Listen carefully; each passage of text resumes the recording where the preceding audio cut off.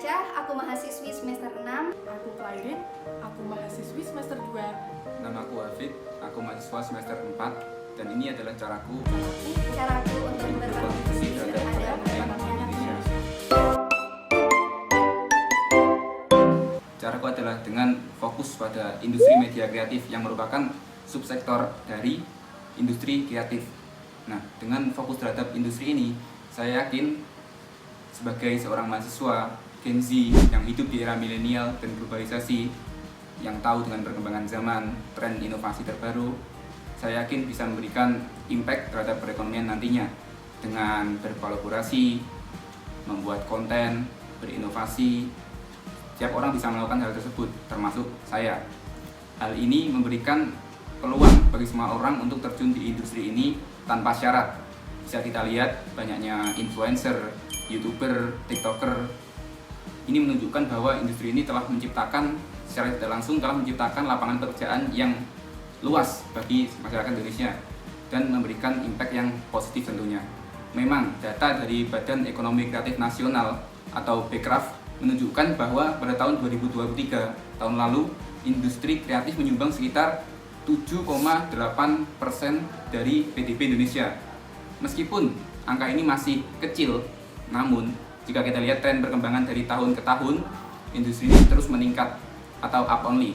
Maka dari itu, saya pribadi punya conviction bahwa industri ini akan terus meningkat dari tahun ke tahun dan suatu saat akan menjadi motor penggerak perekonomian Indonesia menuju Indonesia Emas 2045. Saat ini pemerintah sedang menggalakkan pengembangan UMKM.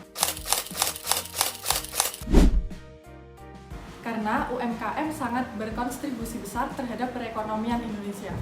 UMKM berperan memberi 61% terhadap PDB Indonesia dan memberi kontribusi terhadap penyerapan tenaga kerja sebanyak 96,9%. UMKM memberi kontribusi terbesar karena sektor ini stabil saat terjadi krisis. Hal ini dibuktikan pada saat krisis moneter tahun 1998, UMKM mampu bertahan dan mampu menjaga ekonomi Indonesia dari ancaman banyaknya pengangguran. Untuk berkontribusi pada UMKM, saya memulainya dengan cara membeli produk-produk UMKM yang ada di sekitar saya. Saya juga meningkatkan kualitas diri saya untuk membagikan pengetahuan yang saya dapat saat kuliah kepada para pemilik UMKM, terutama di bidang keuangan dan pemasaran. Saya juga mulai meningkatkan pemasaran digital mulai dari skala terkecil dan membantu pemasaran produk-produk teman saya dengan cara memanfaatkan jaringan yang saya miliki di lingkungan perkuliahan dan organisasi. Berbicara tentang kontribusi, tentunya hal ini harus ada yang dikorbankan untuk menunjang suatu kualitas atau peningkatan dari perekonomian itu sendiri.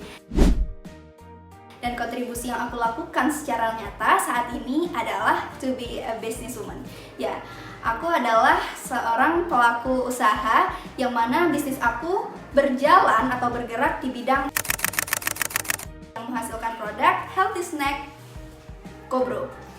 Mengingat pola konsumsi masyarakat yang semakin meningkat dari tahun ke tahunnya, hal ini menjadi peluang bagi aku untuk menjalankan usaha yang bergerak di bidang F&B ini. Dan sejalan dengan data yang telah tercatat pada Badan Pusat Statistik di tahun 2024, persentase kenaikan peningkatan perekonomian Indonesia saat ini mencapai 5,11%. Angka ini terbukti meningkat dari tahun sebelumnya yang tercatat 5,4%, dan sumbangsih terbesar dari peningkatan persentase ini adalah terciptanya pelaku-pelaku usaha. Maka hal ini terbukti dengan kita berkecimpung atau menjadi seorang businessman, businesswoman, or entrepreneurship, maka kita sama halnya dengan berkontribusi secara langsung dan secara nyata untuk meningkatkan perekonomian Indonesia.